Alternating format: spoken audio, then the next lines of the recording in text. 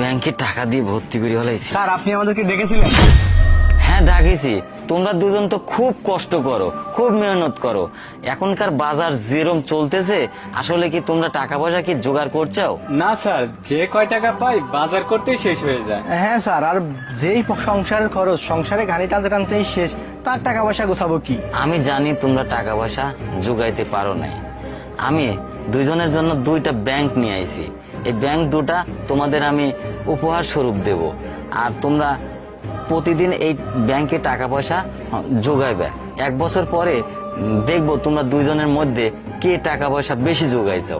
এটা লক্ষ টাকার গিফট না, তবু এটা তোমাদের দুজনের কাজে লাগবে। ধরো। ধন্যবাদ স্যার, আপনি আমাদেরকে যেটা দিয়েছেন এতে আমরা অনেক খুশি। তাহলে আজকে আমরা আসি।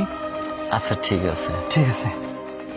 আরে মালিকের এই জায়গায় এত বছর ধরে চাকরি করি, আর কি ধরাই দিল 20 টাকা দামের একটা ব্যাংক। আমার মনটা চাইলো যে এই ব্যাংক দিয়ে ওই টাকলা মাথার পুরো ওই জায়গায় ফাটাই দিই। না না ছোট ভাই, তুই এটা কি বলতেছিস? এটা ঠিক না। দেখ, যে এটা যত টাকা দামেরই হোক না কেন, এটা স্যার আমাদেরকে গিফট করছে। গিফট সেটা লক্ষ টাকার হোক কিংবা 20 টাকা দামের হোক, গিফট তো গিফটই, এটা সম্মানের জিনিস, এমনটা বলতে হয় না। চল। স্যার আপনি আমাকে ডাকছেন? হ্যাঁ পিয়া, তুমি আসছো। আমাদের কোম্পানিতে যে দুইজন চাকরি করে, নয়ন আর আমিরুল, ওদেরকে আজকে আমি দুইটা ব্যাংক উপহার দিয়েছি।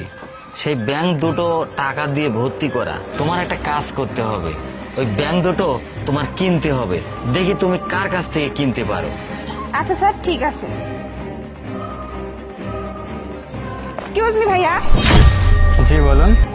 বলতেছি কি, আমার বাড়িতে না ছোট্ট একটা বাচ্চা আছে আমার। ও না খুব বায়না ধরছে ছোট্ট একটা ব্যাংক টোপা কিনবে, কিন্তু আমি বাজারে গেছিলাম, এরকম একটা ব্যাংক কোথাও পাইনি। তো দেখতেছি যে আপনার হাতে আছে, এই ব্যাংকটাকে আমাকে বিক্রি করবেন?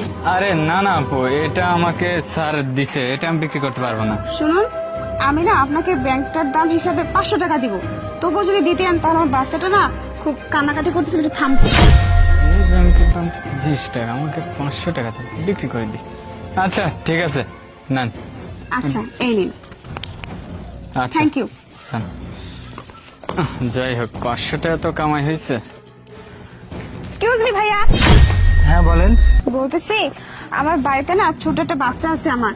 ও খুব বায়না ধরছে যে একটা মাটির ব্যাংক টোপা কিনবে, কিন্তু আমি বাজারে গেছিলাম, এরকম ছোট একটা মাটির ব্যাংক টোপা আমি কোথাও খুঁজে পাইনি। তো আপনার হাতে দেখলাম, তো আপনি কি আমাকে একটু বিক্রি করবেন এই ব্যাংকটা? না না আপু, এই ব্যাংকটা আমি বিক্রি করতে পারবো না। আপনি অন্য কোথাও গিয়ে দেখেন, অন্য কোথাও পাবেন।